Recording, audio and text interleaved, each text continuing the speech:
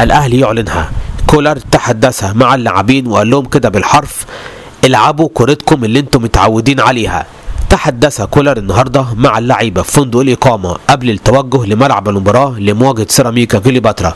طلب من اللاعبين انهم يأدوا بنفس الشكل اللي هم متعودين عليه بيلعبوا بيه في كل المباريات، مطالبا منهم بعدم اللعب تحت ضغط، وايضا تأكيدا لهم على انهم ابطال مش مصر بس بالفوز بالدوري، لا هم كمان ابطال افريقيا.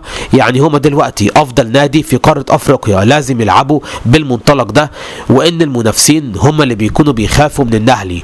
وكمان غير كده طلب منهم كولر ان كل لاعب في مركزه اهم حاجه ما يسرحش، ويكون مركز ويكون بيأدي الواجبات والتعليمات اللي تلقاها من كولر في التدريبات، واللي كولر اشتغل على تحفيظ اللاعبين.